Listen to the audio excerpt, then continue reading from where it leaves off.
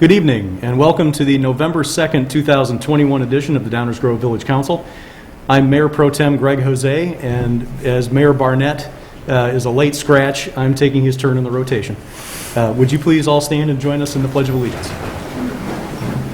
I pledge allegiance to the flag of the United States of America and to the republic for which it stands, one nation, under God, indivisible, with liberty and justice for all. Thank you all very much. Due to the ongoing COVID protocols, we are obviously all wearing masks. I thank you all for your compliance. If you would like a copy of our agenda, I think we've got a couple left now on the platforms on either side by the doors. And it's also available on our website at downers.us. Could we have a roll call, please?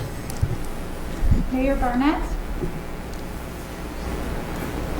Commissioner Jose. Here. Commissioner Wallace. Here. Commissioner Sadowski-Fugit. Here. Commissioner Colavani. Here. Commissioner Gilmartin. Here. Commissioner Glover. Here. Thank you. We have a quorum. This brings us to item 3, minutes of previous council meetings. We have 2 sets of minutes tonight. Do I have a motion with regard to the minutes? Mayor Pro Tem, I move that the council adopt the meeting minutes of the October 19th, 2021 meeting as presented. Second. Any discussion on the October 19th minutes? All those in favor? Aye. Any opposed? Those pass unanimously. Is there a motion with regard to the executive session minutes? Mayor Pro Tem, I move that the council accept the executive session meeting minutes for approval only from October 19th, 2021 as presented. Any discussion? I apologize. I know. Any discussion? All those in favor? Aye. Any opposed? Thank you. That brings us to item 4, public comments. This is an opportunity for members of the public to join us and talk about items that are not on tonight's agenda. If you're here to talk about something that is on the agenda, we'll have several opportunities to talk about each item. But if you have something to talk about that is not on the agenda, we invite you to come forward now and we'd hear from you.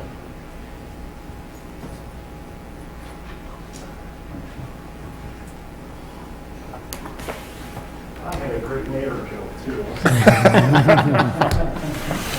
I couldn't resist, all right? My name's Len Ververs. The question I would have, and I think this is more going to Dave, if you don't mind. So on Saturday and Sunday, they open up the wood chips from 7:30 to 3 o'clock. Those of you who do any gardening would know that. But they also, right about 60 feet away, is the sanitary district's dump for RVs. And that's closed on Saturday and Sunday when most people come home. So couldn't they just open both of them at the same time and then just close them both at the same time at the 7:30 to 3? We can reach out to the sanitary district, a different government unit that we partner with on operations on certain things. So we'll give them a call and see if they're interested in that. Thanks. Thank you. Any other public comment? All right. Thank you very much. Item 5 is the mayor's report. I have no additional report, and I'm not aware of one from Mayor Barnett. Brings us to our consent agenda. May I have a motion with regard to the consent agenda? Mayor Pro Tem, I move that the council adopt the consent agenda as presented. Second. Any public comment on the consent agenda? May I have a roll call, please? Commissioner Wallace. Aye. Commissioner Sadowski-Fugit. Aye. Commissioner Glover. Aye. Commissioner Gilmartin. Aye. Commissioner Colavani. Aye. Mayor Pro Tem Jose. Aye. That matter passes unanimously. Item 7 is our active agenda. We have 2 items on the active agenda tonight. There will be public comment opportunities on both. May I have a motion with regard to item A, with regard to improvements on Prairie Avenue? Mayor, I make a motion to direct staff to make improvements to Prairie Avenue as outlined in the update and recommendation section of the staff report. Second. Any public comment with regard to the Prairie Avenue improvements?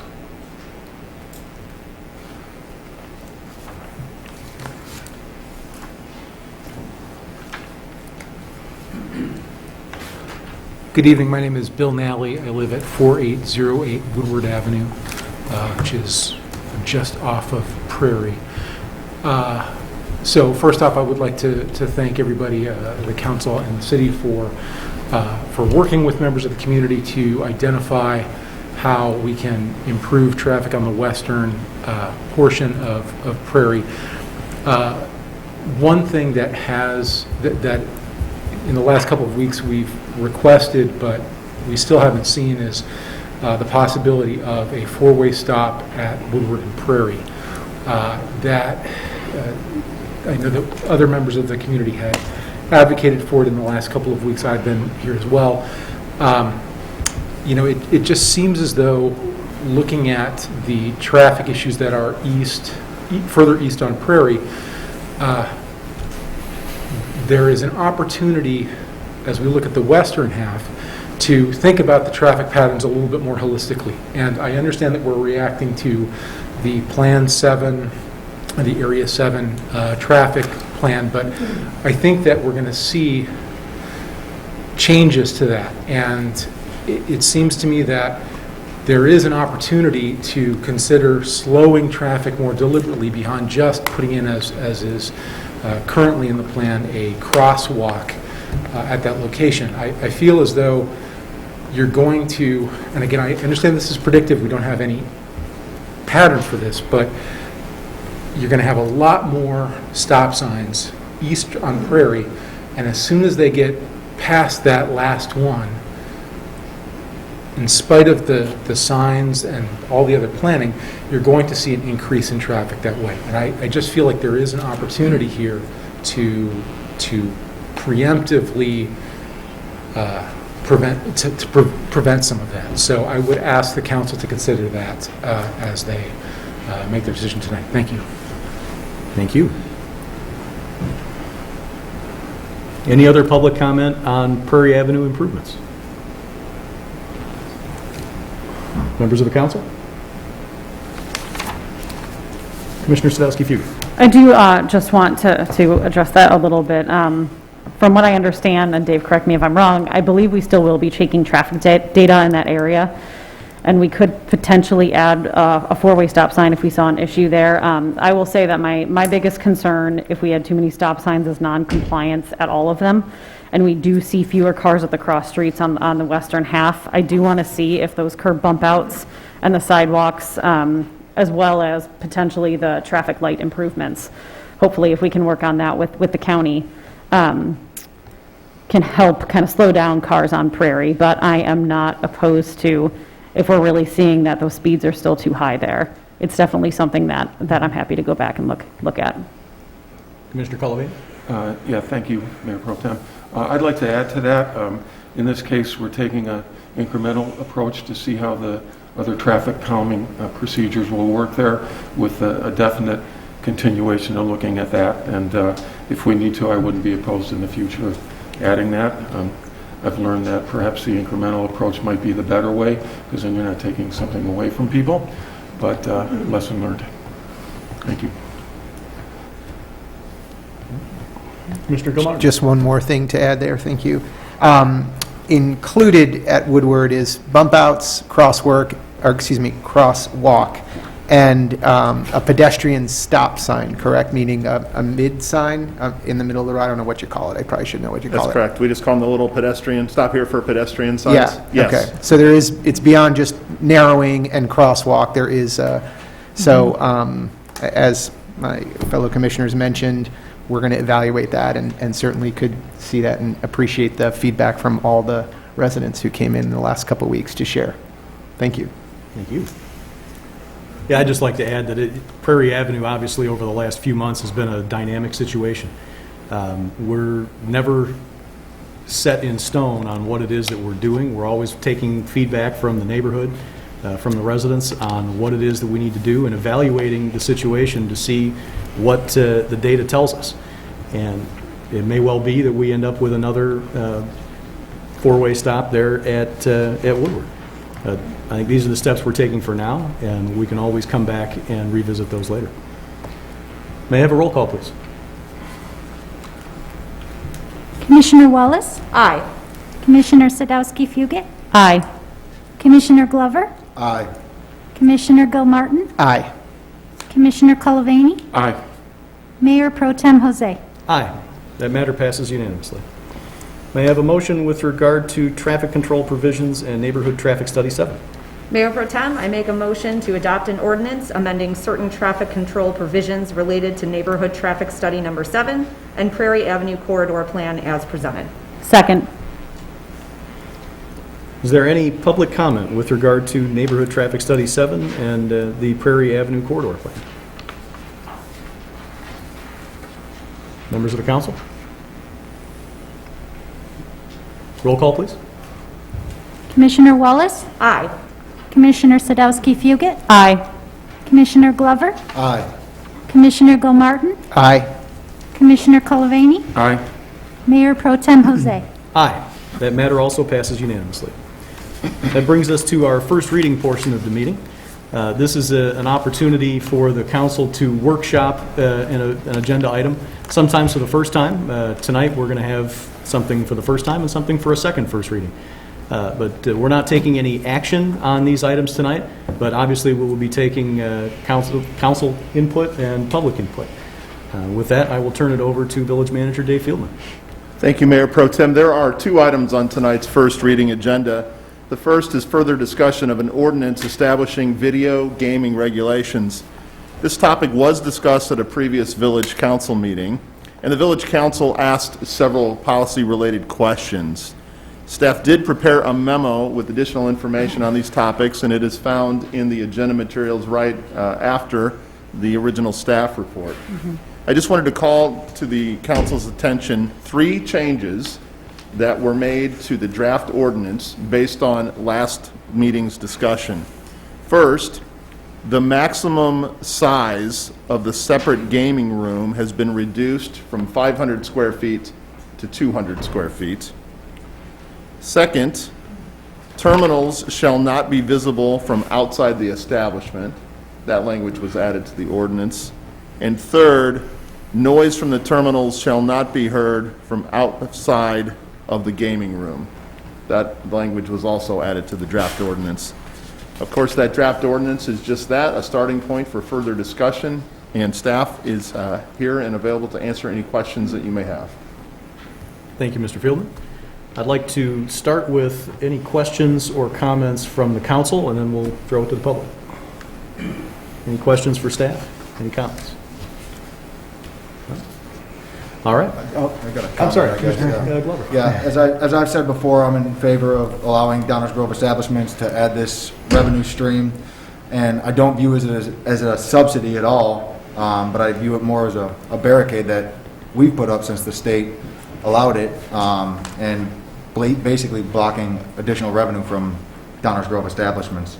And I think that establishments have done a great job of building up our downtown and keeping our downtown a beautiful and vibrant place to be and go out to.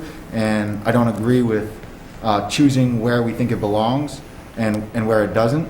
I think there's a place for trendy establishments in our downtown, and I think there's also a place for casual establishments in our downtown. And I think without allowing the gaming, there won't be any casual establishments. So I would say that I would like to remove the downtown variant from the ordinance. Thank you, Commissioner. Commissioner Gilmartin. Thank you, Mayor. So I also just first want to say thank you to staff for the report on our questions. Extremely thorough, extremely helpful, I think, as we make decisions around this. A lot of different variables and the questions that I think came out of our last discussion were all addressed in a meaningful way. So I appreciate that. And I also am thanking all those folks who I've talked to who have provided feedback on their thoughts on the topic. I came here mostly tonight to listen. I feel like this is an important topic, and hopefully we have some folks here who have some ideas around this, as many of my questions were answered in the report that we were given. it appears to me that the revised ordinance draft that now is much more clear, took a lot of the considerations and concerns and covered off on them, I think, in a meaningful way. I think the room size, percentage of revenue, all things I can get behind. I still would like to mandate the camera system. I know that in the report it was listed that the terminal operators typically provide that. I think if we should have it in there if we can, even if it is already fairly likely. And there was also something in there, we talked about the allocation of the funds being assigned to specific uses. I think providing staff with the most flexibility around that does make sense. Perhaps maybe with a bend towards social services if we can look at things that way if possible. I did mention last week that I do support this, but that it's not unconditional. And candidly, where I've received the most concern regarding allowing gaming is in the downtown district. As I said before, I'm often torn as a business owner myself about affording one business an opportunity over another. That is not lost on me. But I also know that it works two ways. Businesses in the downtown district are also provided additional benefits that other locations don't get, including like using our outdoor spaces for outdoor dining, our public spaces, various parking, enhanced snow removal and cleanup. They also benefit from the taxpayer-funded Downtown Management Corporation, which holds 11 events a year, does a bunch of promotion. So these are just some examples of how we do not operate under what is equal for all businesses, but that we do try to have a sense of what I would consider equity. We also have restrictions on other downtown, like buildings, codes, things that don't apply to non-downtown buildings. I believe the nature of those ordinances are to keep a look and feel, something that appears to be important enough that we have a dedicated downtown design guidelines document, which we just refreshed and renewed just this year, that we have to adhere to.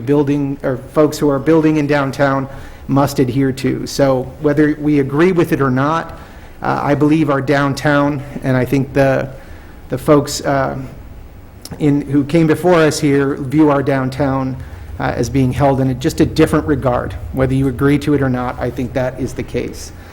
I don't subscribe to the idea that restricting gaming from downtown, that we are picking and choosing, any more than when we provide some businesses in town tax incentives or provide TIF dollars to enhance certain areas.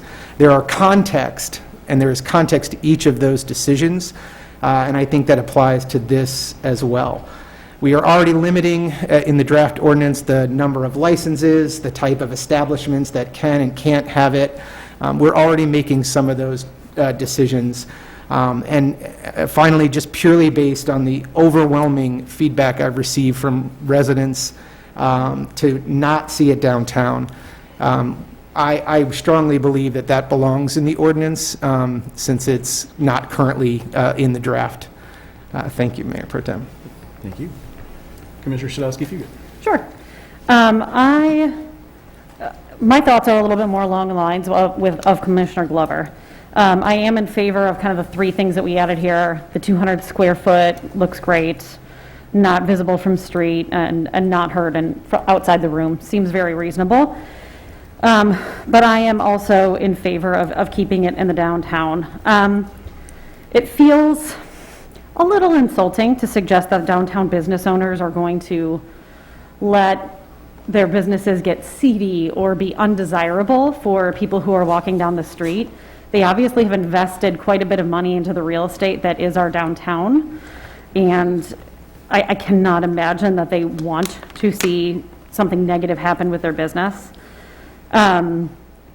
And it is important that we have a variety of businesses and not all just expensive upscale restaurants downtown. Those are great, but there are some times when you also just want to get a little bit more reasonably priced meal. I also, and especially after this weekend, taking my 5-year-old trick-or-treating in the downtown, It feels a little strange to me that we allow vape shops and cigar smoking right outside business storefronts. And those are things that actually can potentially, with long-term effects, cause harm to a young child. But yet we're almost clutching our pearls at a sign in a downtown when, so if I were to have concerns about things, I would have much more concern about secondhand smoke than I would about a sign or a potential for gaming in my downtown, especially since we know that these terminals would not be located within visibility of the street or would be able to be heard from outside the room. So I am fine with keeping it in the downtown. The downtown businesses do pay additional taxes through the SSA for those added benefits like snow removal and space in public space. So I'm in favor of allowing it downtown if possible.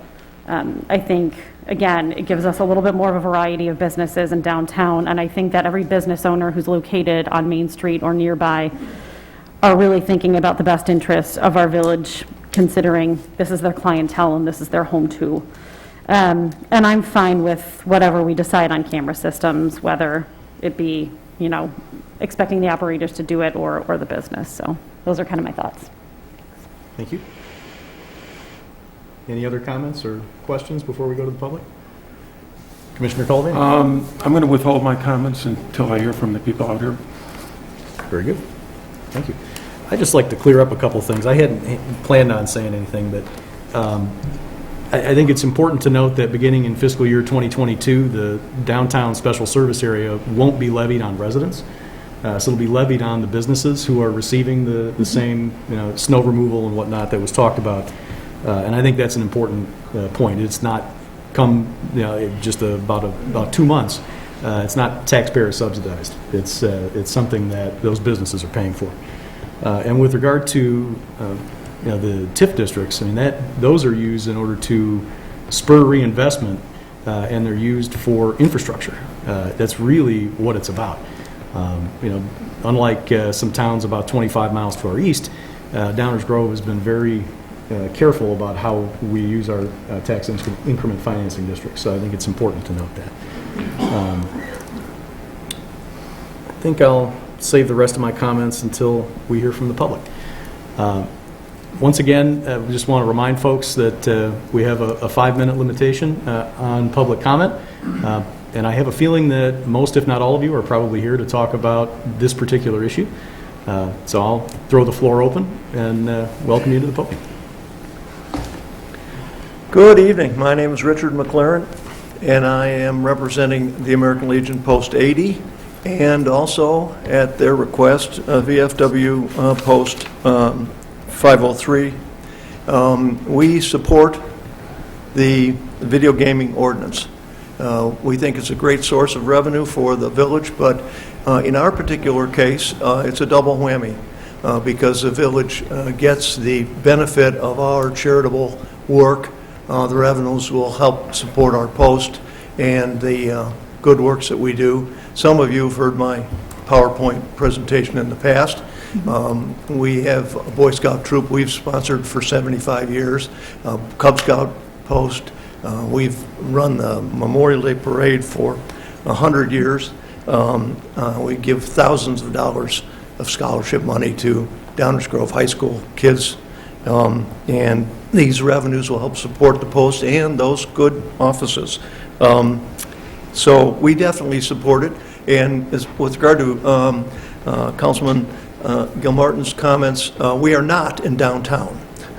My post is at the top end of Saratoga, behind the Jewel, and we have a huge parking lot, which was used to great effect by the traffic court for many years, getting the traffic out of downtown. Similarly, Post 503 over on Belmont Avenue is not in downtown, so we do not cause any problems there. So again, we urge you pass the ordinance. We don't have any particular comments on the text of the ordinance at this time. Questions? Thank you very much. I'm going to head out and work on bingo now. Thank you very much. Hi, Debbie Scarlatti. Just kind of to pony on what you said, if you're going to allow the betting to go on, just be diligent about paying attention to how it's happening, because so many times businesses open, such as that vape store that opened next to the meth clinic with the neon pink sign that's supposed to say vape, but the E has been blown out, so it says VAP, VAP, VAP. I mean, that's so unattractive on Main Street. And again, next to the meth clinic, I don't know how those businesses are allowed to get in, and then why they're not being maintained and staying up to the values and that you guys say you have for signage. That's it. Thank you. Thank you.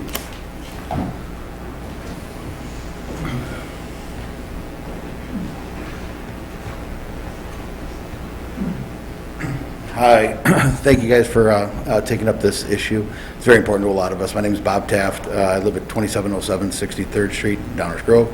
I own and operate Q Pub and Grill at 2145 West 63rd Street. First of all, I've been there for 23 years. I've been there since 1998, my first establishment. I have multiple now in different communities.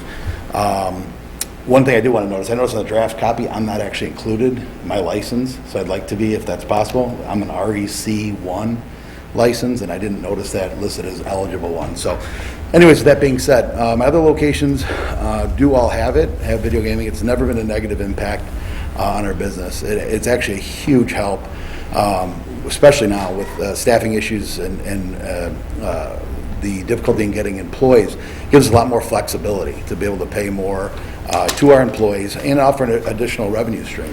One of the things I think that is often missed is it's not just about the gaming. I have this actually come up in my personal life where we have a group of couples that all want to go out. One person may want to go to a gaming establishment of the 8, and we end up going there to a different town because they want to gamble some on one of the games.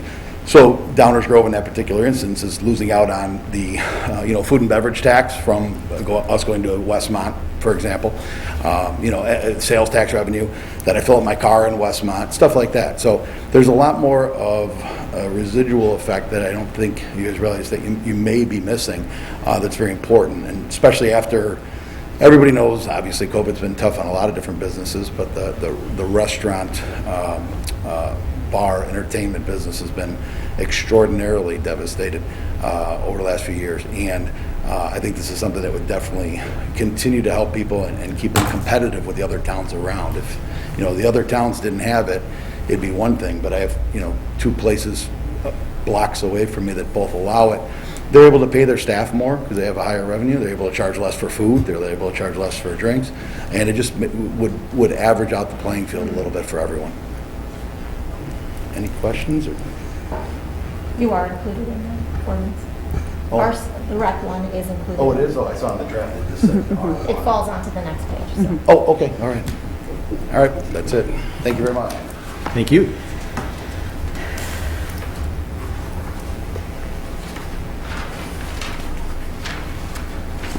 Jay Nagy, 5141 Main Street, owner of Another Round Bar and Grill.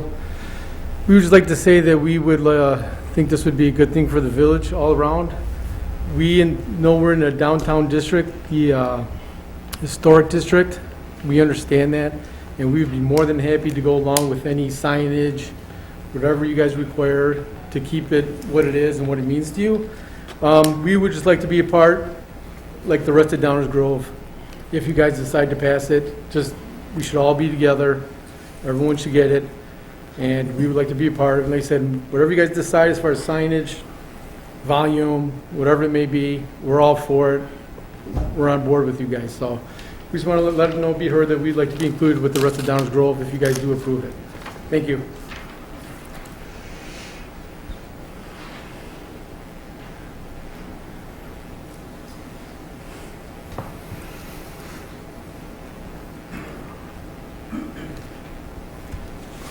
Willis Johnson, 4605 Lee Avenue, and also the operator of Tivoli Bowl.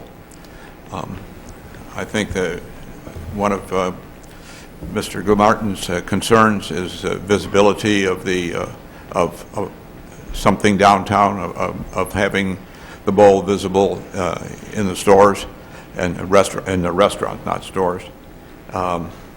Which I think you have that covered already, because based on the way I read the ordinance and what has been said, one of the things you cannot have is any visibility from the street.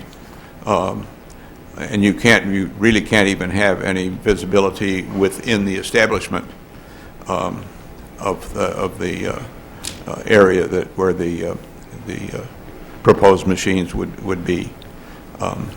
It's also, being very selfish, it's an opportunity to increase our revenue stream, which, based on the last 19 months, is something that is needed and appreciated. Thank you. Thank you.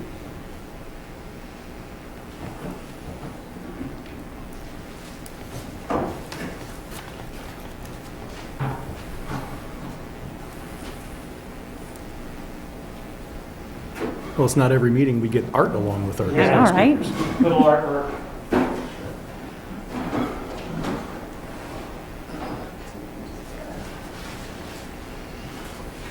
I thought I'd bring some pictures. That's what I have.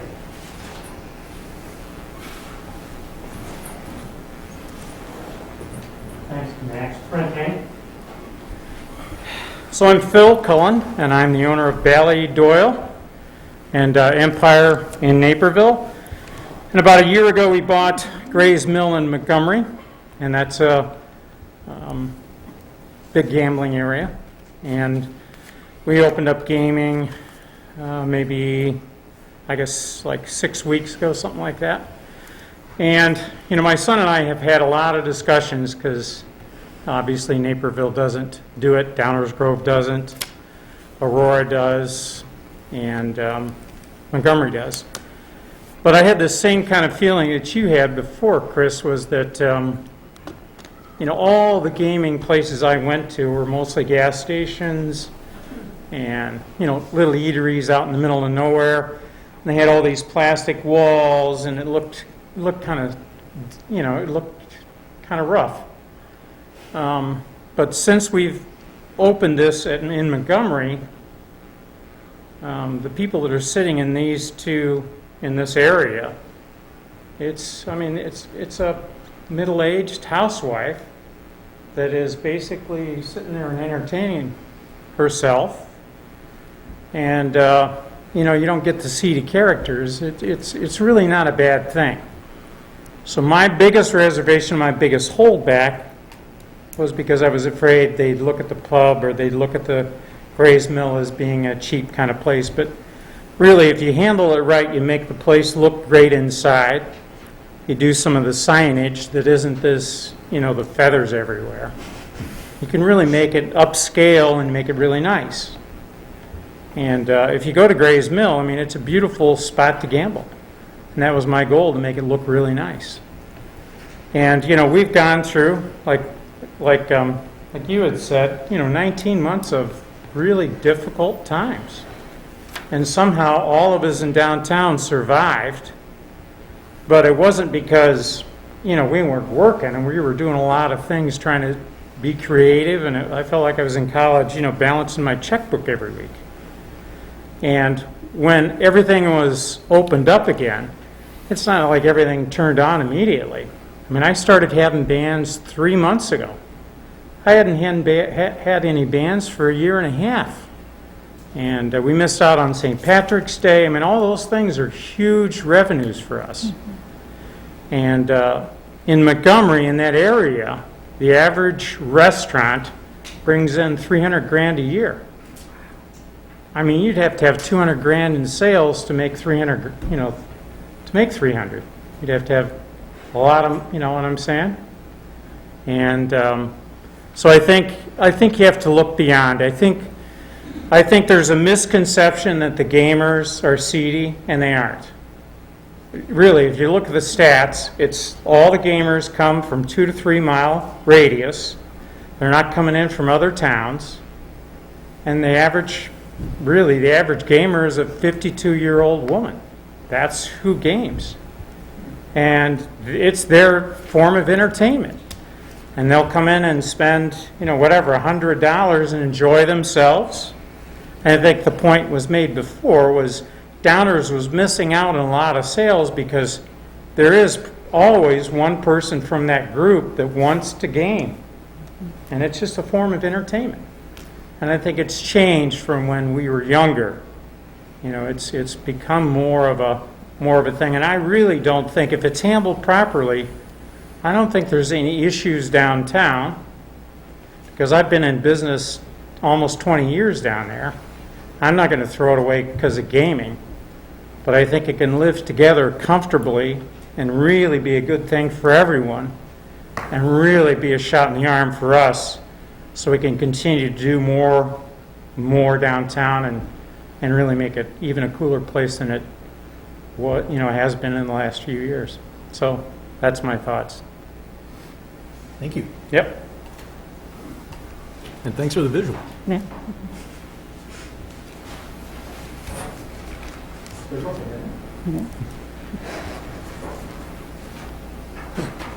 Thanks, Phil. Hello, everybody. I'm Larry McComb from J&J Gaming. I'm the regional sales manager of J&J Gaming. Just want to say regarding some issues you had regarding cameras, the state mandates that all operators put cameras on the gaming areas, and it's live, and they're recorded and they're kept. That's in case somebody comes in and tries to pull a fast one, or somebody tries to cheat somebody. They have it on record, and it's pretty clear too. So that part, you can alleviate that whole problem just by letting the operators put their own cameras in, and not burden the owners with that extra expense. Also, I like Phil's place, the Valley Doyle. That's an appropriate place for gaming. It's ideal for it. It's a target place. People will go there just because it's casual and it's very, very quiet in there.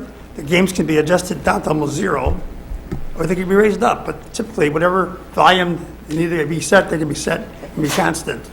So that's all I wanted to really add to it. Thank you very much for your time. Thank you.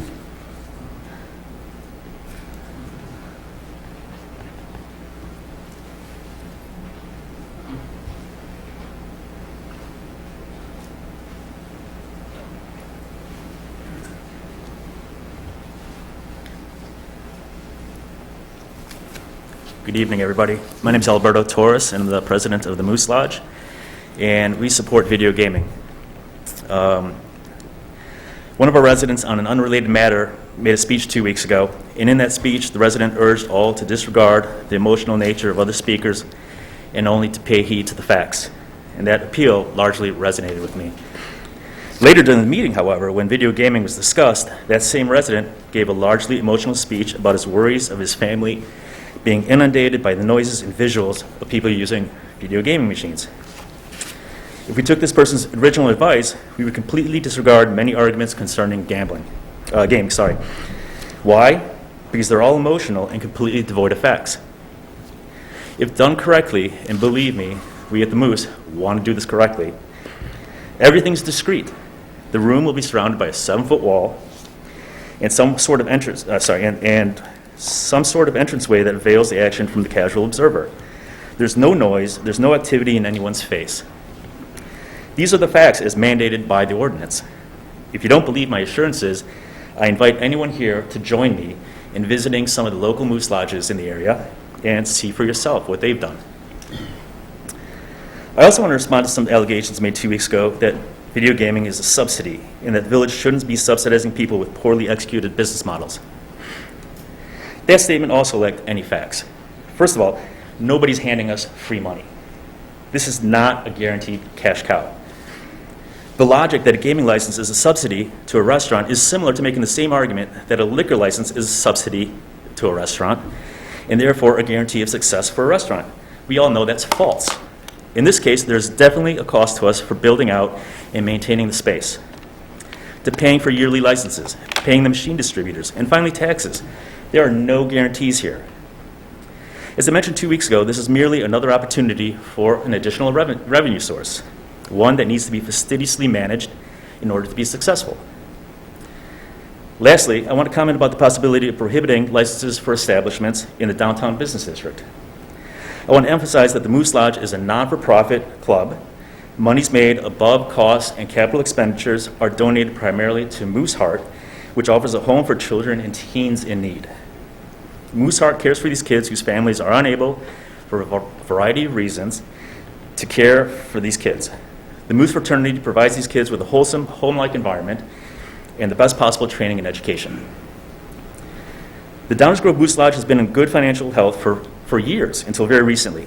COVID forced us to close approximately 200 days, or almost 7 months, from March 2020 to February 2021.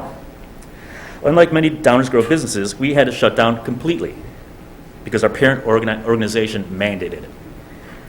We strictly adhered to these mandates, giving us zero revenue through that whole time. Nevertheless, we chose to pay our employees for all but one of these months. Why? Because they're important to us, and we also wanted to mitigate their hardships. We had to stop paying employees the last month because we were running out of money. We were hit incredibly hard during COVID, and we're financially teetering. Despite that, we're trying to claw back our way financially, and at the same time increase our giving. Over the last 3 months, we've completed a winter gloves and hats drive and have raised at least $2,000 for Moose Heart. We are looking to get back in financial health and return to the days of being able to give much more to charity. Will video gaming be our panacea? No, absolutely not. But we hope that if managed correctly, it will help edge us towards our goals. Are we in a predicament because of bad business decisions? On the contrary, I think we're where we are because of good business decisions.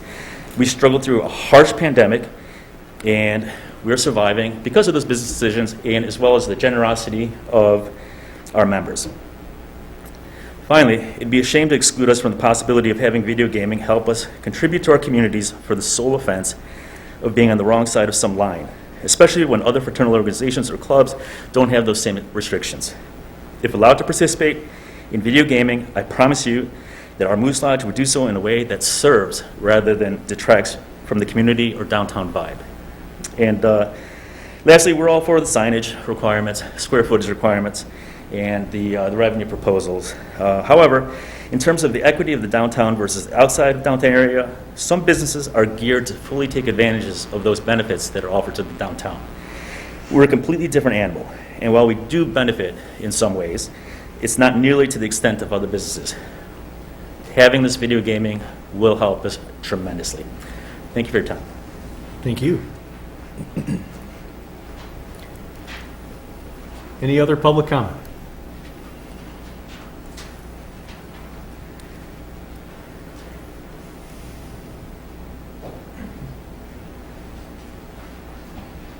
Good evening, members of the board. My name is Marty McAlpin, 5733 Plymouth Street. Also Municipal Engagement Manager for Prairie State Gaming, which is a video gaming terminal operator. Also born and raised in Downers Grove. Went to Fairmount O'Neill Middle School, and now I'm currently a current resident. I would put my bona fides of Downers Grove pride up against anyone in this room. I fully agree that it's a special place to live and work and raise a family. What I can say with absolute certainty, though, after taking on this new role that I have with the company I work for now, is that the video gaming concerns of potential crime or seedy behavior or anything like that is actually just non-existent. It is not something that is a concern to municipalities that received over $19 million statewide across fiscal year 19 through fiscal year 21 in added revenue, despite 8 weeks of shutdown due to COVID. It's not a concern that you hear from business owners who are facing huge labor shortages and huge labor problems with COVID. People don't want to go back to the work. And despite the downtown's unique and historic landscape and wholesome feel, which we all agree in this room is important to protect, those businesses are facing the same labor problems, same questions about how we attract the workers we need to make our business thrive, but also pay them a living wage. So speaking on the downtown in particular, the signage ordinance in Downers Grove currently prohibits any type of video gaming advertising that would theoretically take place under this ordinance. That being said, if the council would like to move forward and further restrict and enhance that particular item, they definitely can through their current draft ordinance here. You can pass an ordinance that simply states prohibition, complete prohibition on any video gaming advertisement, and that's just language that can be inserted into the ordinance. I will say, though, that this is an important thing, as many residents have came out here and showed support. Video gaming is here to stay. It's not leaving. Other communities are continuing to opt in around Downers Grove. You have Warrenville, you have West Chicago last night. I guarantee you, as Downers Grove hopefully considers this in a favorable light, you'll see even more municipalities that have been brought up in this discussion as municipalities that rightfully so we're comparing Downers Grove to, that will consider video gaming. The revenue that could be generated to local governments is meaningful, and it will become more meaningful as the Video Gaming Act starts to get amended further, potentially in Springfield, to allow for even more of a share of revenue potentially for local governments that have opted in. So I will say on behalf of the businesses that we have been working with and that we've been talking to, we fully support the council's ordinance as is, and we would like to see downtown included in that ordinance because they are absolutely deserving of every single benefit and success that businesses and establishments outside of the downtown core or other downtown zoning districts deserve and can receive under video gaming. Thank you. Thank you.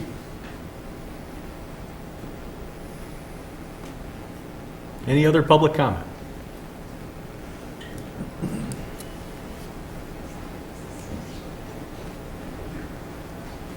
Willis Johnson. I don't really have a comment, a question. You mentioned at the start of the discussion tonight that there had been a meeting and you had revised some of the facts considered in the ordinance. The one I guess I focus on or remember is that reducing the 500 square feet to 200 square feet. And yet I printed out a copy of the proposed ordinance today and it still has 500 square feet. So I guess my question is, are there other changes and have those been incorporated on the ordinance that you are considering with the first reading tonight? So the ordinance that has been put forth for discussion tonight does include that change. It also prohibits noise from leaving the designated area, and it does not allow visibility of the gaming terminals from the area in the rest of the establishment. Enza, is there anything else that was included from a couple of weeks ago?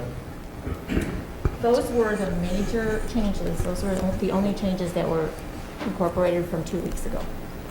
I'm sorry again. The changes that Commissioner Jose just outlined are the only changes that happened between the draft from 2 weeks ago and tonight. Thank you. Very good. Thank you.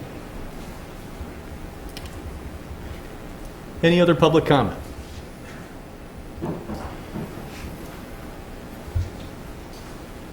Good evening. Good evening. When we moved to Downers Grove almost 20 years ago, we did so because of the diversity, green spaces and parks and schools, and a very well laid out downtown. Downers was a good town back then, but it's a great town now. We have great signage ordinances, blooming new restaurants, and a very family-friendly look and a feel in the downtown business district. Recall in 2013 when Forbes magazine listed Downers in their top 10 friendliest towns in America and great places to live. They referenced our downtown boutique restaurants, farmers markets, classic car shows, and festivals. For me, this discussion about video gaming is not about whether the ethical discussion of whether gaming, or for selling gummies for that matter, should be legal. It's all about choosing the correct venue and location. And in my opinion, downtown Downers is not the place. Elsewhere, I'm on board with. When I make a big decision, I always look at the worst possible outcome and then decide if I can live with that outcome. Is downtown gaming something we really want with the signage in downtown? A real-life scenario look at the gaudy signs that are downtown in Galena. I think those signs, the pictures were all passed around, and you've all seen those by now. I definitely have no desire for our downtown to resemble that. We've worked way too hard on signage ordinances to let that happen to our downtown. A friend in Forest Park recently told me his town originally passed video gaming, but quickly reversed course once they saw what it was doing to their downtown area. Let's not make that same mistake. When I choose to gamble, I'll take it to the Riverboat, OTB, Vegas, a friend's basement for a poker game, or if you guys approve this, to the Moose. I am a card-carrying member. I've done fundraising through our Bags League personally for the staff that was hurt by the pandemic. So I'm all in support of that. Some advocates in favor of video gaming say businesses may choose not to have signage. Anything's possible, I guess, but when the restaurants get their machines, they'll get a marketing package that literally says, market and promote your video slots outside and inside your business. Put signs, posters everywhere where they can't be missed. Again, remember those pictures that you all saw from Galena. I don't want tables to be taken out of restaurants to make way for gaming machines, making my wait time even longer. And I don't want all the extra gambling foot traffic in those venues while I'm eating, which changes the dining experience for a lot of these venues. This industry is in its infancy. It's not going away, like the previous gentleman said. It started in 2019 when Illinois Video Gaming Act allowed it. It has recently been updated to increase max bets from $2 to $4 and max payouts from $500 to $1,199 with progressive max payouts up to $10,000, meaning this is real gambling. It's not just going to your corner gas station and buying pull tabs or lotto tickets. Another example, my next door neighbor and a great friend of mine has a Mexican restaurant in North Riverside right next to Cicero where video gaming is prevalent in that whole area. He is constantly approached by companies offering to put gaming machines in his restaurant, offering to bring in the required surveillance cameras, build a privacy wall, etc. At the cost of losing this additional revenue, he will continue to say no. In his words, he runs a well-known family-style restaurant and doesn't want to mix gambling into the equation. He has seen kids grow up there, and they really appreciate it. He continually has patrons approach him, thanking him for staying open without gaming machines. Some advocates are asking why Downers always seems to be a follower and not a leader. Downers actually doesn't make a lot of decisions quickly on very important items. They analyze and then act. And if something isn't right, they don't just follow because everyone else is doing it. So Downers is in fact the leader by not just immediately following a trend. Other neighboring towns mostly have gaming, which is fine for them, but I equate Downers brand more with towns like Hinsdale, Clarendon Hills, and Glen Ellen who don't have it and will not have it. I have friends who live in Hinsdale who constantly come to dine with me in downtown area because they actually say our downtown is nicer than theirs. For those advocates that say gaming isn't a subsidy for restaurants that need the money and say it's just another revenue source, I say it's just semantics. We recently had 3 restaurants close. These are always very tragic for the restaurant owner, and I was actually friends with one of them. But 3 new very successful restaurants took their place. Lemon Tree became Cadence, Dolly's Diner became Wasabi, and Mia's Cantina became Barchito. Restaurants with successful business models will survive and thrive just fine. Downers does have rising costs and is running a deficit with the current funding pension debt. And it's true, some of these gambling revenues will help offset these costs. Just keep in mind at what cost. I don't mind spending an extra 25 or 50 cents on a meal if that's what it takes to close the gap. Maybe consider opening back up the discussion about putting a couple billboards along I-88 where the interstate will allow them. You get more revenue out of these versus gaming, and it wouldn't affect anyone. So my bottom line, if this council votes to approve video gaming, please add the language to the ordinance to read that it can't be in the downtown area. Write it to say that it is allowed in fraternal orders like the Moose, American Legion, and the VFW. Pritzker actually is about to sign and approve these venues by signing House Bill 3136, so that's already probably a done deal. Further, and I'm almost done here, consider allowing addresses north of the tracks with recreational designation who have an existing liquor license, like the Tivoli Bowl, to have it. Allow certain areas on Ogden to have it, and over in the industrial corridor by Alter. This compromise brings in a little extra money while saving the downtown family brand. This also generally follows what Downers did when passing the ordinance 1 year ago to allow sales of marijuana in the industrial area by Alter, north of Best Buy, and in an area on Ogden, not in our downtown area. Lastly, signage is open to some degree, yielding to First Amendment rights, but with Downers signage ordinances, hopefully these establishments wouldn't get too out of line and gaudy. Moose actually did say that they wouldn't have signage outside. Our downtown area has an amazing family-friendly brand. Please don't ruin this brand. Thank you. Thank you. And just so the record is clear, can we get your name? We all know who you are, but just so everybody else does. I am Tom Schroeder. the guy that's very emotional that got up here and allegedly wasn't consistent with my motion. And everything I stated in here has a little bit of emotion, but also has more fact in it. Thank you very much. Any other public comment? Okay. Going once? Twice? All right, I'll bring it back to the council. Any other comments or questions? Commissioner Colvin. Yeah, thank you, Mayor Pro Tem. My biggest concern is related to the success that we've achieved downtown. It's an amazing success. It took years to build. It took some great restaurants being built.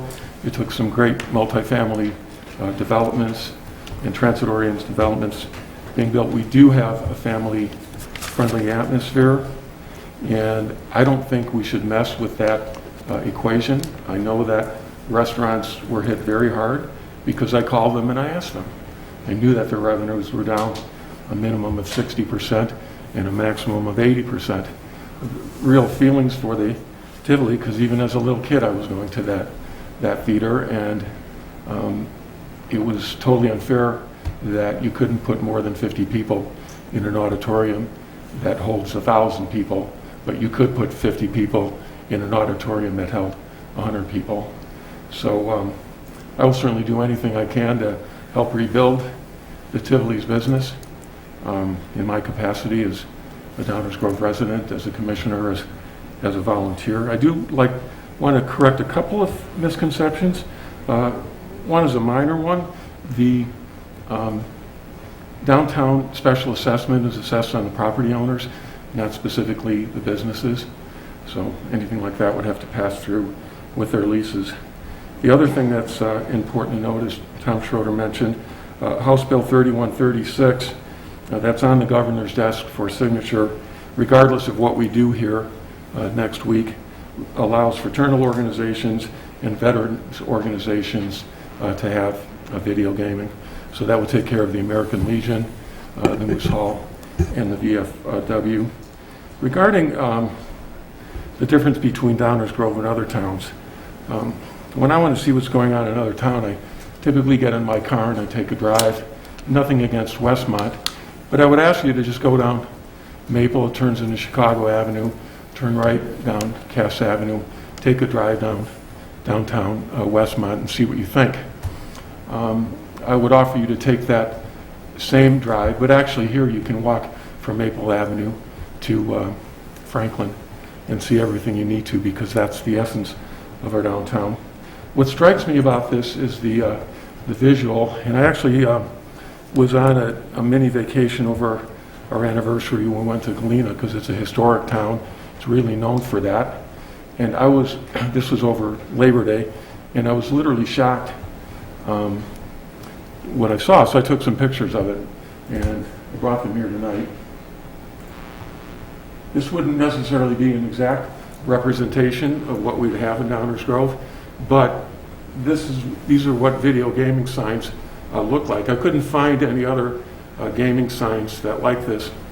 The other thing is people have suggested earnestly that we should just restrict the signage in downtown. Well, according to our sign ordinance and according to the gaming ordinance, we cannot do that.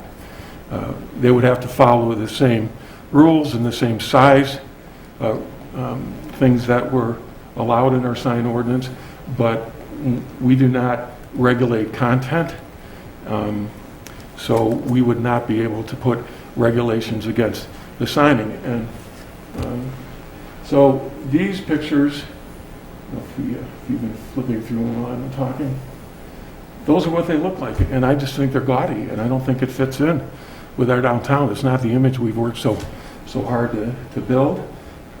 I'd be a lot less concerned if they were on 63rd Street or Ogden, but our downtown, the brand that we've built, worked so hard. And we fell into that success because of the pandemic, and that's because we had the vision and we worked with the restaurant owners downtown to allow outdoor dining, which changed the whole nature of our downtown, that people will actually flock here. So I think we should support that brand and what we've built.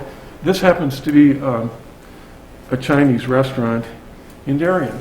So my wife and I came back from a road trip last week, wanted to pick something up, and I was shocked to see this as well. These are the signs. We cannot restrict those things. You know, you can't have neon and open signs on the exterior of a building, but there's nothing in our sign ordinance, my understanding, that prevents them inside the building. So that's, see if I missed anything. Nope, I do appreciate the considerations that my colleagues have put in with the separation and the 7-foot walls. I think that shows your flexibility and understanding. I would just ask you to compromise a little bit more, and let's not put it in downtown. Thank you. Thank you. Commissioner Sadowski-Fugit. Yeah.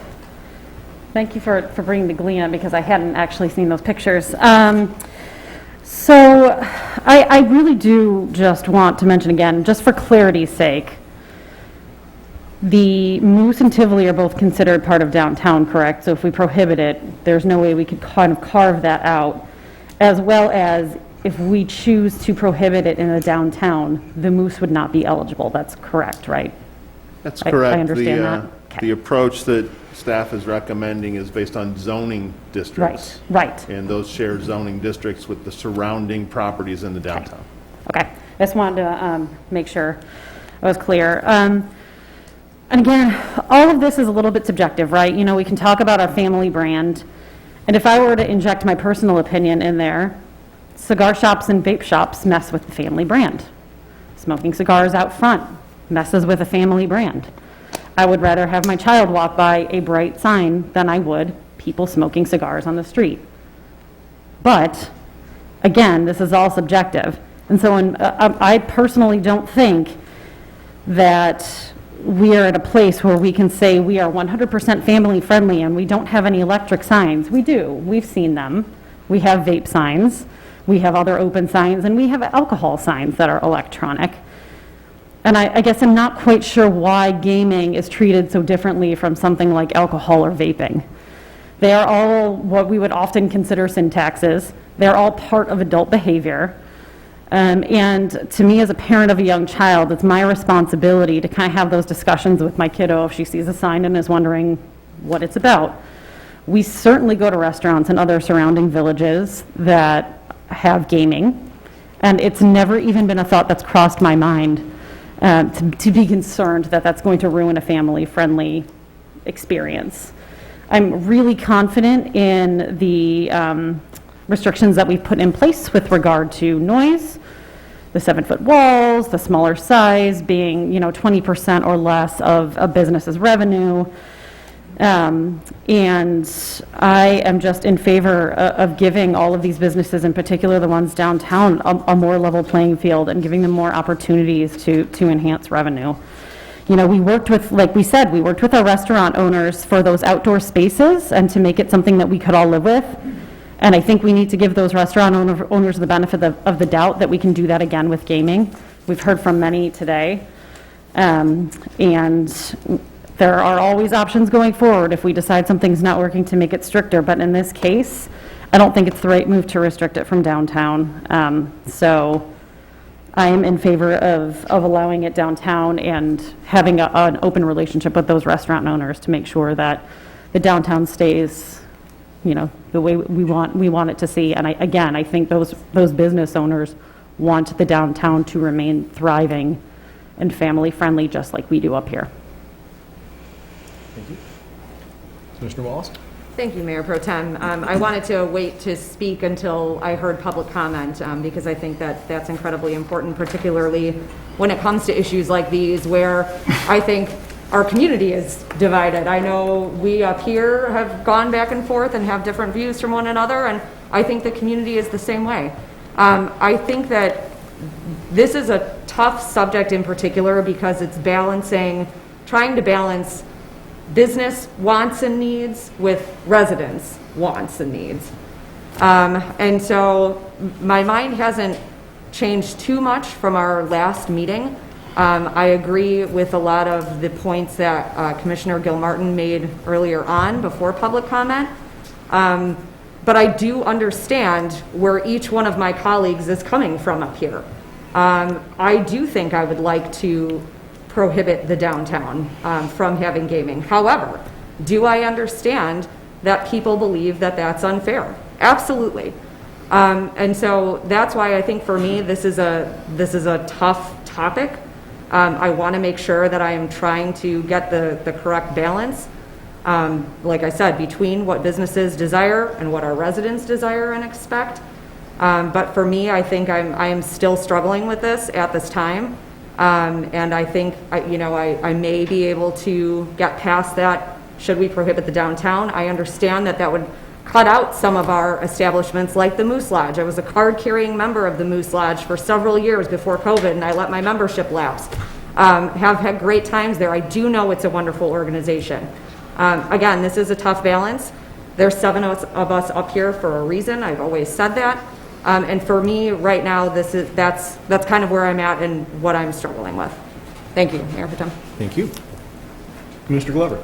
I just wanted to comment on the brand that everybody seems to talk about and the brand that was built by us or prior councils. I would argue that brand was built by the business owners of Downers Grove that are here today that are advocating for this income, in large part to some of these folks. And I guess this was a rookie mistake, and I think I didn't know that we could put in those pictures that Commissioner Colaveni sent out. I just got it an hour ago, but if we could bring back up the one of the Paradise Bar and Grill, and then I don't know if you could do a Google search of the Paradise Bar and Grill right next to it, because this doesn't accurately portray the whole establishment. Is that possible? I don't know if we're prepared, comfortable with doing live Google searches. This is only one window of the establishment, and they must have put all their signage in this one window because the rest of the establishment looks very classy. Yeah, that's correct, Commissioner. I was trying to capture pictures of video gaming signs. Right. I think it's a little misleading as a representation of how we would implement it in our town. And as far as residents, I don't think that it's businesses against residents. I think that residents also want this. They might not be here today, it might be the businesses, but I think most residents want a casual atmosphere that they can go to and have a reasonably priced meal without always having the trendy atmosphere and paying top dollar for that atmosphere. That's all I got. Thank you. Just one more thing. I just want to make sure that it's clear because there were a couple things thrown around about moose and fraternal. So if I can just ask this question maybe again. My understanding is there's some legislation, as someone mentioned, on the governor's desk that would allow veterans associations or groups and fraternal orders, those types of groups to have this. If we do not allow gaming in the village outright, those organizations would still have that opportunity to have that, correct? Correct. If we prohibit it from downtown, those organizations, if it's just a blanket prohibit downtown and district, would our ordinance supersede the state's? Yes. Yeah, okay. That's what I thought. I just wanted to make sure that was clear for everyone. Thank you. And also, sorry, one more thing. Our current sign ordinance does not restrict video game signage, excuse me. Correct. Okay, so we're clear on that as well. Thank you, that's all. Thank you. Commissioner Coley? Yeah, one final point. We talk about all the revenue. Now I understand that the people who do video gaming come from a 2.5-mile radius. So for Downers Grove to gain $500,000 in revenue, that means residents within a 2.5-mile radius would have to lose $10 million. That would certainly be their choice, but that would be $10 million that they couldn't be spending on restaurants, couldn't be spending on clothing or other things in the local economy. And so it's just a transfer of those funds. I think that's a lot of money. Thank you. So unlike my colleagues, this is my first crack at this particular issue. I missed the last meeting. I have to say that I'm sympathetic toward our businesses here in Downers Grove, that especially those restaurants that have been taking it on the chin for the last 18, 19 months. In my head, the reason to do video gaming in Downers Grove is not the municipal revenue. It's to help out our local businesses. And I think the key point was actually illustrated by one of our residents earlier in my head, talking about the idea that a restaurateur was thanked for not having video gaming in their establishment, despite the fact that they could have. I think that's illustrative. If a business owner in Downers Grove does not believe it's going to benefit them, they don't have to have it. And I think residents in Downers Grove can vote with their feet and with their entertainment dollars and simply choose to dine at another establishment. Depending on how it's implemented, I may choose to do that. But I like the restrictions that we have in place in this draft ordinance. I think limiting the square footage is a good thing. Limiting the noise and the visibility are good things. Now, that said, I think the idea of limiting it out of downtown, prohibiting downtown establishments from having video gaming is a bad idea if we're going to have video gaming throughout the village. I just don't see the principal distinction to say these businesses are going to win on this and these businesses are going to lose. Yes, we have a family-friendly downtown. Yes, our downtown is special. I believe it's been that way for a very long time, and I think it will be for a long time to come. And I think it's not only our residents and our council, but it's folks like our Downtown Management Corporation, it's folks like our business owners that have made it that way. And I think we have to trust that they are going to be responsible in how it is implemented, because after all, that's their livelihood. This is what they do, is where they have chosen to build their business. And it's where we choose to patronize those businesses. If we don't like the fact that there's video gaming, we simply don't have to dine there. But I think the restrictions that are put in place in the ordinance mitigate the potential downsides to the largest extent possible. And I think in that case, we should lean in favor of our businesses and give them the additional opportunity for revenue. I don't view it as a subsidy.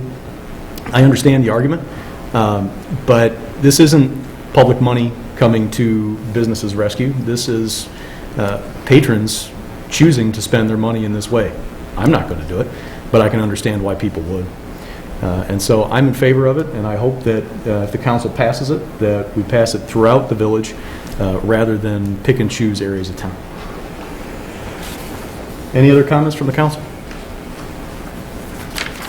Okay. Mr. Fielding. Thank you. That ordinance will be placed on an upcoming active agenda. The second item on tonight's first reading is a discussion of the proposed fiscal year 2022 budget. I do have a PowerPoint that is apparently very riveting to the folks who came here to talk about video games. The municipal budget is the village's annual implementation of its mission and strategic goals. The purpose of the budget is to align everyday operations and resources with community priorities outlined in planning documents like our long-range plan and our comprehensive plan. This presentation will cover the budget schedule, the village council approval of budget-related documents, and the key points of the proposed FY22 budget. And at the conclusion of the presentation and a couple of presentations from our partner organizations, there will be time for comments and questions from council and the public. The schedule for the budget review and approval process is shown here on this slide. It will be discussed at 6 public meetings over the next 45 days or so, providing ample opportunity for public input and council consideration. The process is scheduled to conclude in mid-December with the adoption of the property tax levy. The budgeting process really starts in the summer when the council prepares the long-range plan. Many of the strategies and policy direction that are included and reflected in the long-range plan are also shown in the FY22 proposed budget. You may recall that this council provided direction on items such as police department staffing, stormwater capital projects, the amount of the property tax levy, the use of American Rescue Plan funding, funding for the facilities project, and funding for our valued partner organizations, Downtown Management, and the Economic Development Corporation. So really, so much policy direction related to the budget has already been provided by the Village Council. The Village Council actually approves two key items with the annual budget. The first is the budget ordinance itself, and this is an ordinance that establishes the maximum amount that can be spent from each of the village's funds in the calendar year of 2022. The second item is the property tax levy. This ordinance establishes the amount of money that will be collected via the property tax. The extensive amount of information in the budget materials is simply provided to assist the Village Council in adopting these two key items, and frankly to help the Council and the public understand the Village's use of valued public resources. Just wanted to go through the key points of this year's budget. First, as always is our practice, it's a balanced general fund with revenues and expenses equal. This budget provides funding for our facilities project, the new combined police station, village hall, and District 58 administrative offices.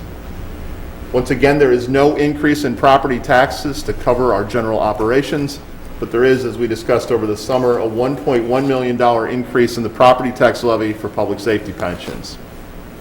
We're proud to report that over $21 million has been budgeted for investment in our infrastructure systems, and we're capturing and putting to use nearly $3 million of federal and state funding, which will be invested right into our streets. The budget calls for increased staffing of one full-time position to help us comply with the regulations of the new Public Safety Act. And there is an increase in vehicle purchases reflected in this year's budget as we catch up from a couple years of deferred purchases. And this budget provides $830,000 for our partner organizations, Economic Development Corporation and the Downtown Management Corporation. So I'd like to take just a little bit of time to go a little deeper into each of these key points. First, the general fund. It's the village's main operating fund that supports most of our services. It's budgeted to be balanced with revenues and expenses equal at $54.38 million. The village has operated with a balanced budget for the past 12 years. In fact, the last time that expenses exceeded revenues in our general fund was in 2009 during the onset of the Great Recession. This budget calls for the general fund to maintain strong fund balance or reserve in an amount equal to 38% of our annual expenses. And that is an important amount. That is the amount that is recommended by financial rating agencies, and it's also consistent with our own village reserve policy. Let's take a look at the general fund revenues. They are budgeted to increase by about $2.1 million compared to our current year FY21 and what we project that we'll end the year at. Over half of this increase is due to the increase in the property tax levy for required contributions to the public safety pension funds. An additional $160,000 of the increase is driven by the property tax for the downtown special service area that the council was just talking about on the previous agenda item. The remaining $500,000 increase is due to expected continued strong performance and revenue sources including building permit fees, food and beverage tax, and home rule sales tax. We'll take a look at the expense side, which looks very similar as the budget is balanced. Expenses are also budgeted to increase by about $2.1 million compared to FY21 year-end estimates. Again, the required contribution to public safety pensions accounts for half of this increase. That does show up on the revenue side and then goes to the same amount on the expense side. And just under $1 million of the increase is driven by increases in personnel costs, such as salaries and wages. One quick note about non-personnel related expenses. This proposed budget includes $1.6 million contribution from the general fund into our facilities project. In fact, this will be the third consecutive year that the general fund is supporting our facilities project. Speaking of that facilities project, we are proud to report that the FY22 budget includes funding for our facilities replacement and sustainability plan. This plan calls for the construction of a new combined police station, village hall, and District 58 administrative offices in one building right here on the Civic Center property.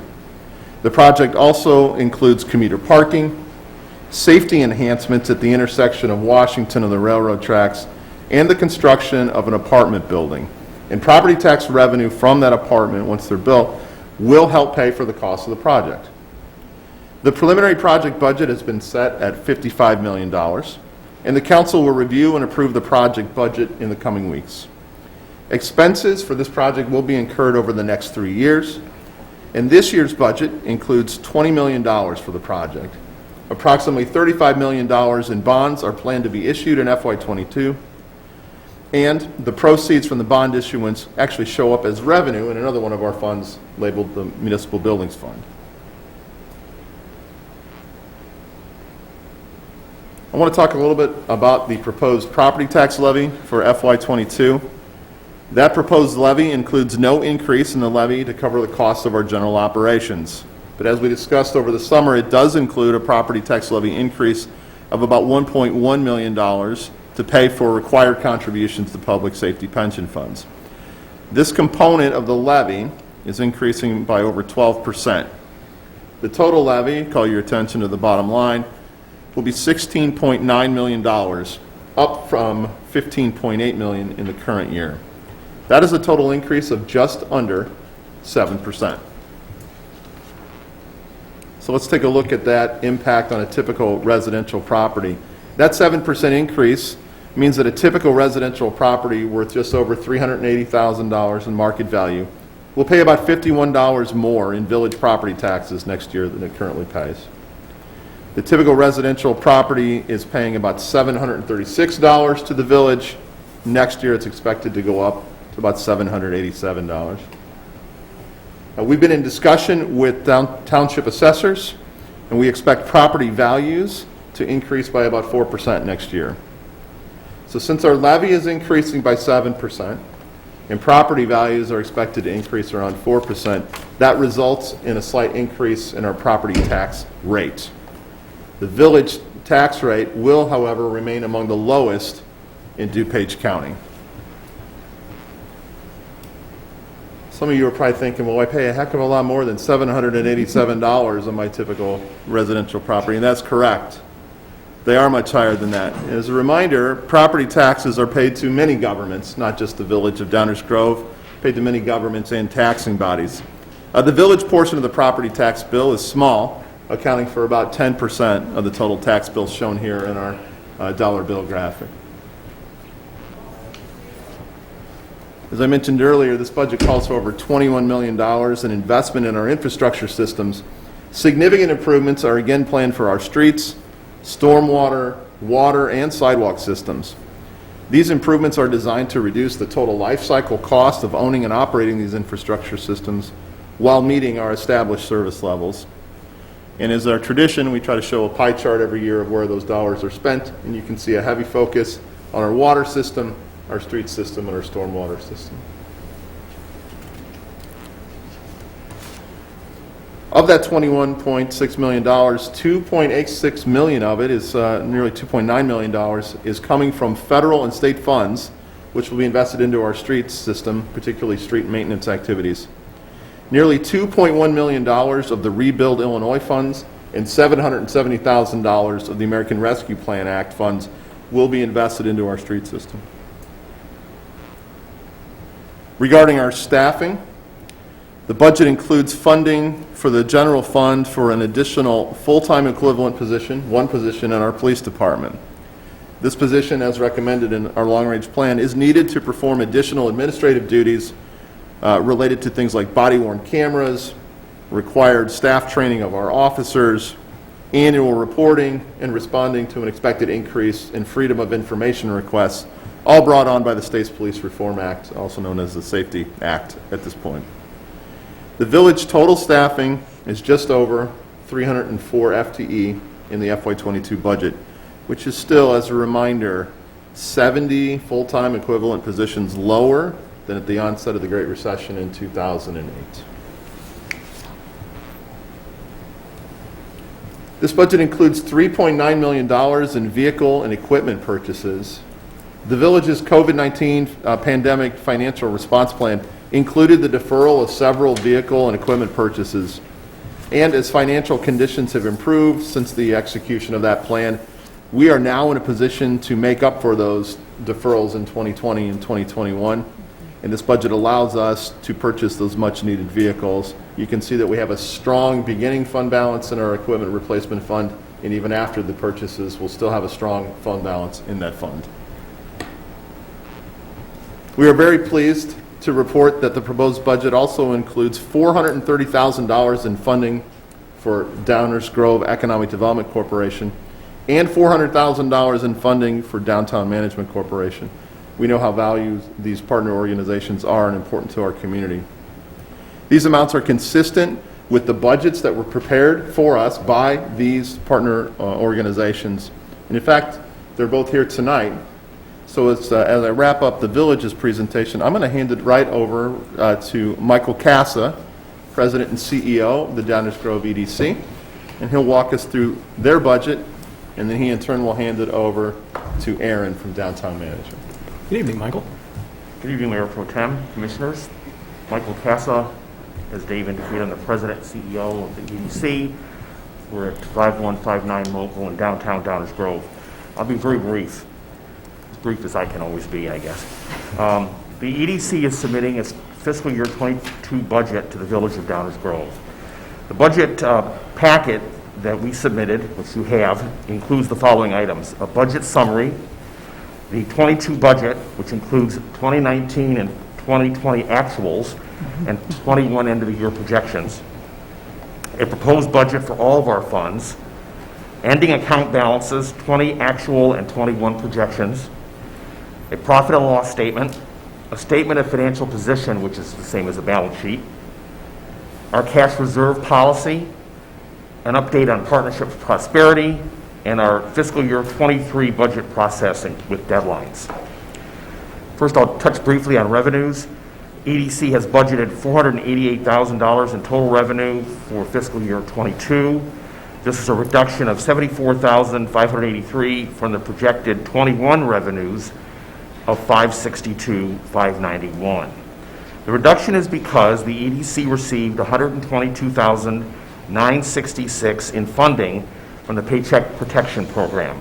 This is listed as other income in the 21 budget documents. The operating account surplus, primarily because of that, grew to a projected surplus of $133,967, which we're projecting that we're going to end the year at. Mm-hmm. Again, this was due to PPP funding and to some additional funding provided by the village. We are again budgeting $50,000 in revenue from our Partnership for Prosperity program. This is a program to secure memberships from the private sector. Fiscal year 22 will be the first year that the EDC will operate under a new funding model. Mm-hmm. Rather than receiving a share of the local hotel tax revenues, the EDC now adopts an annual budget that includes a funding request from the village.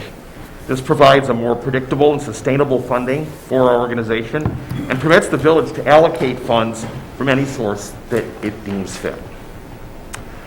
On the expense side, brief overview, expenses are budgeted to be greater than revenue in 22 because we're going to be using the carryover surplus in the operating account of $133,967 toward the 22 budget.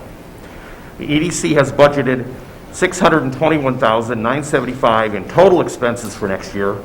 This is an increase of $61,923 from where we expect to end the year in 21. The increase is primarily due to the creation of a new special projects budget, which totals $75,000. Special projects is a new line item in our marketing and programs section, and the special projects budget provides funds for studies and reports that are included as action items in our strategic plan.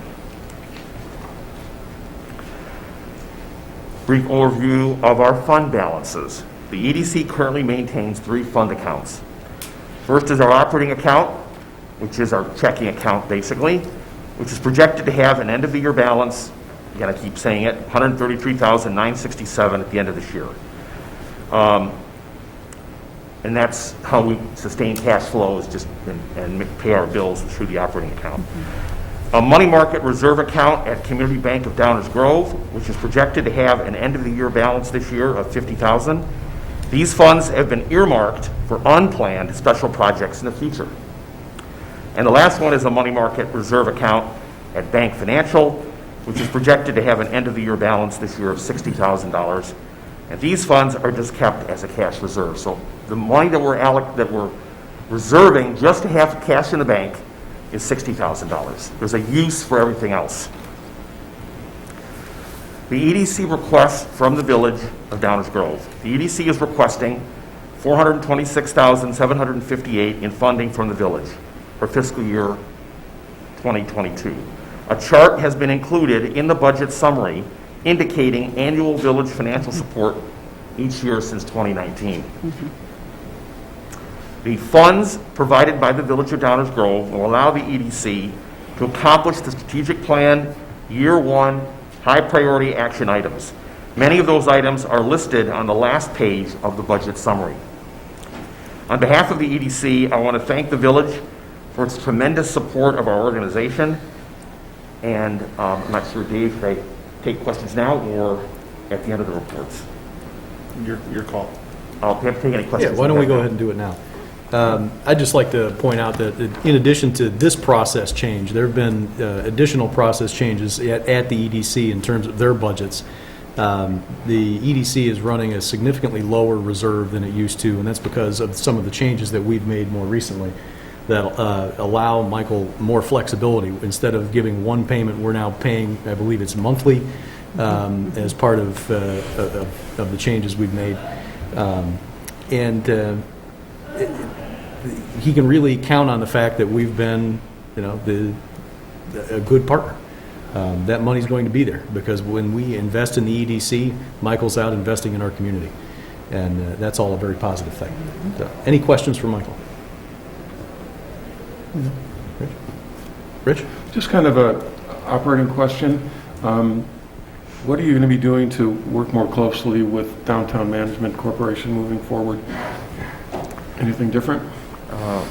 As of now, we're going to continue to work with them as closely as we can. One of the reasons we moved our offices to downtown Downers was to be close to downtown management. They're a block and a half away, and I pop in almost every day to bother Aaron. We talk all the time. We work together on projects. We're going to continue to look for opportunities to partner together. They're a great organization. And just a comment, I like the idea of decoupling just the hotel funding. That was obviously a huge revenue source that got hit dramatically, so I think this is a better way to do it, more certainty of funding. Thank you. Any other questions for Michael? Just one quick comment, if I could. A lot of people helped put this budget together. I want to thank all of them on our board, and Dave in particular was a great help. And you're right, that commitment has always been there in the past. We see that. In 2020, it was difficult. Like every other business, we got hit too.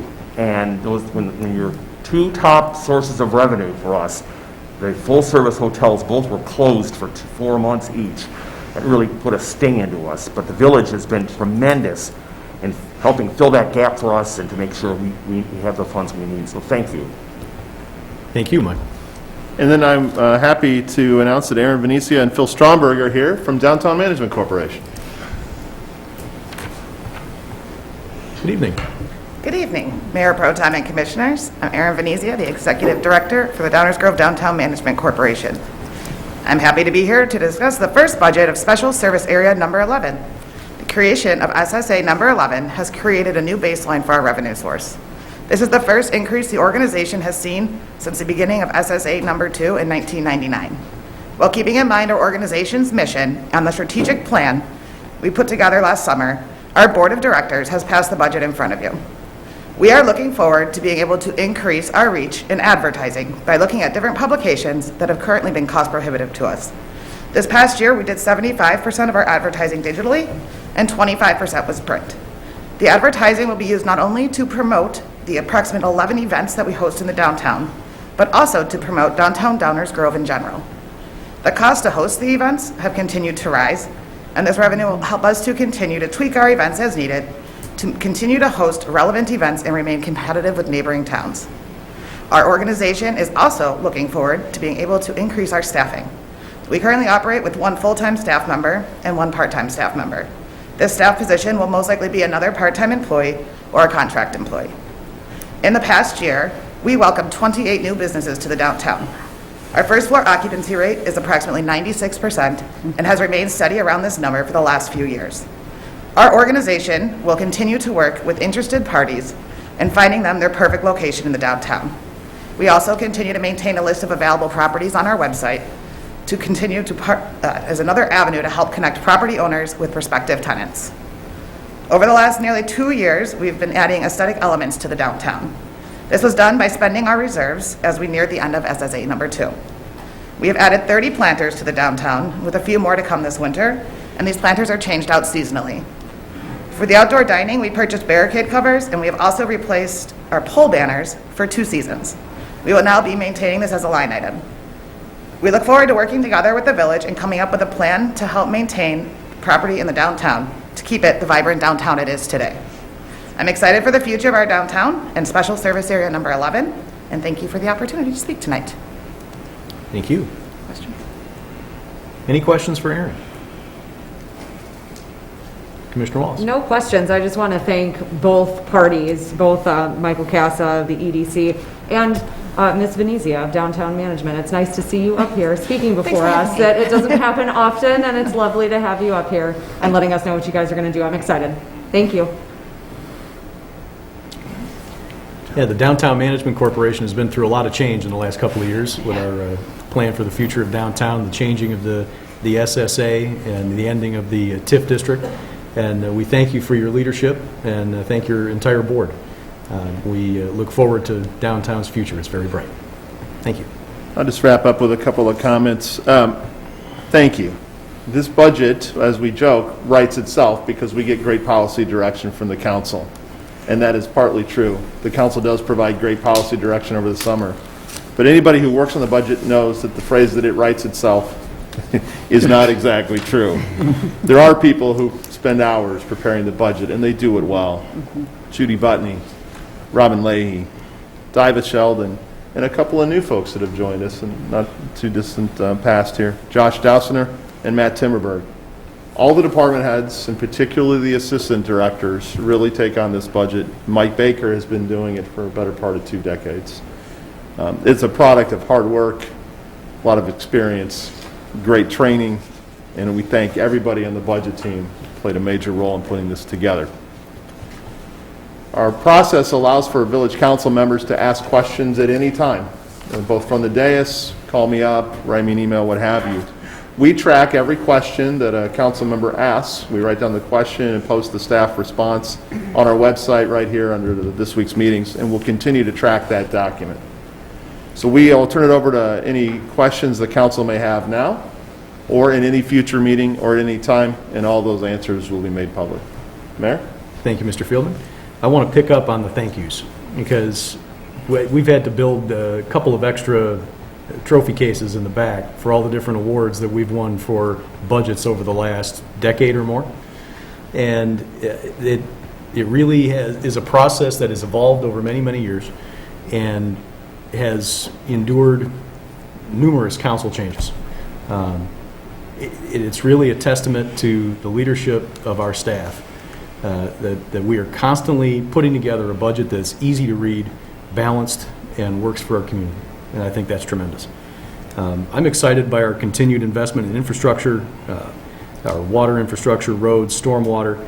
And I think this is probably the first time that we've had maybe not any money in the budget, but significant money in the budget to build the new police station and village hall that this community has needed for many, many years.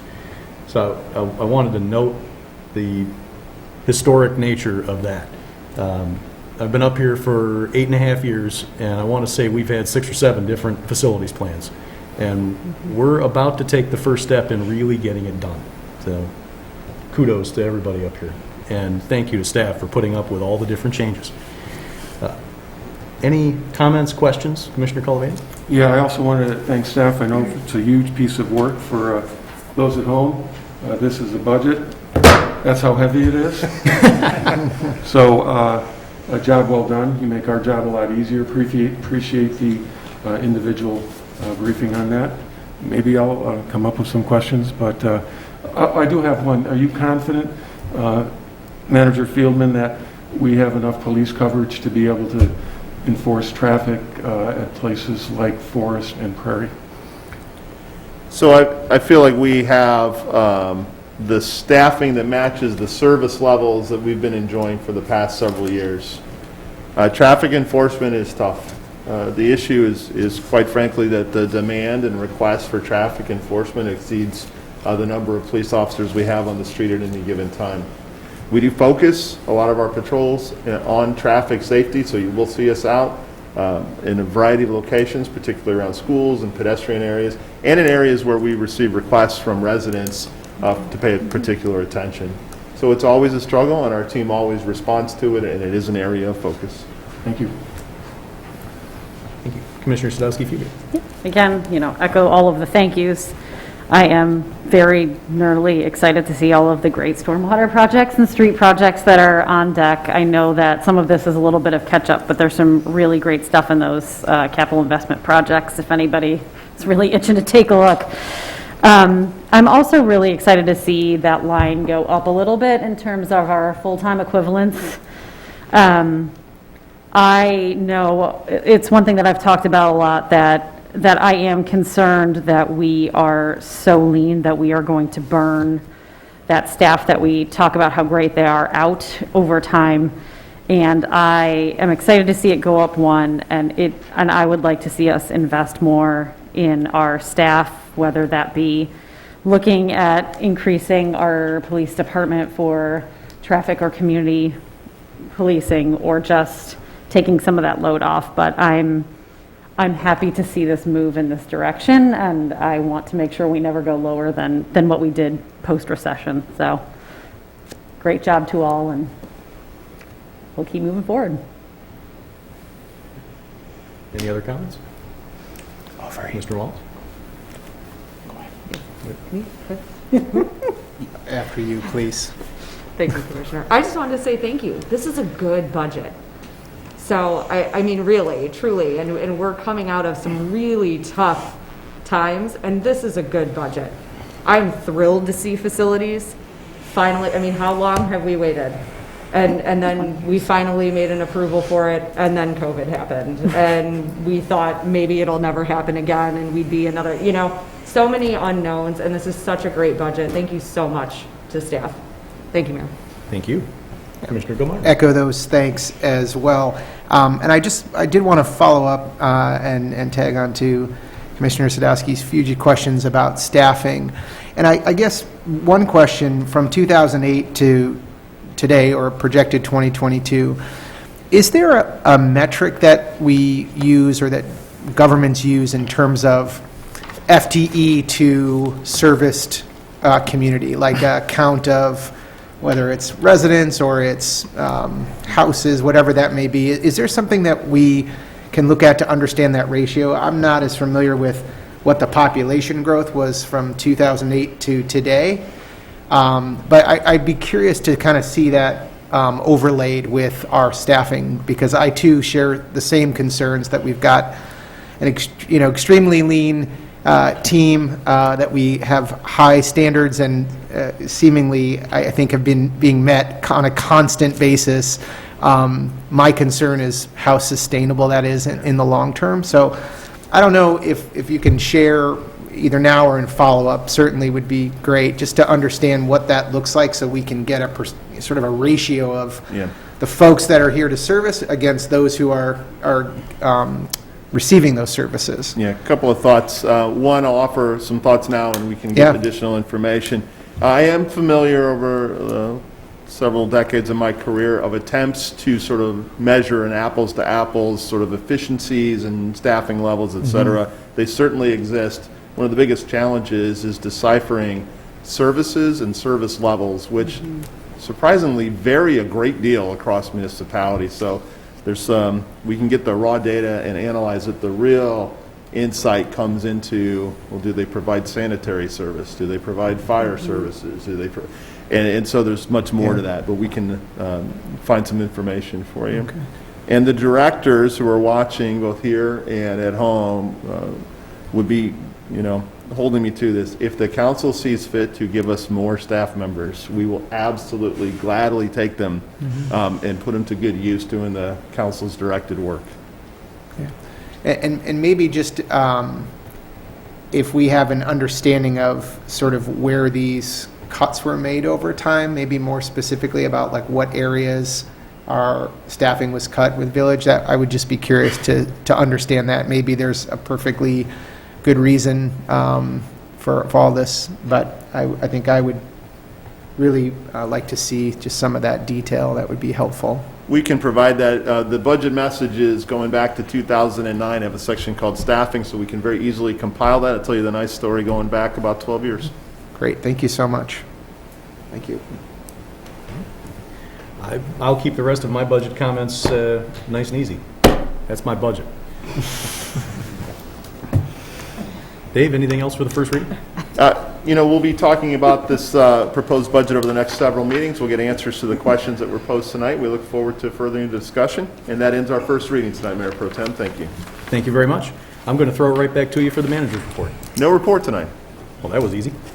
The attorney's report.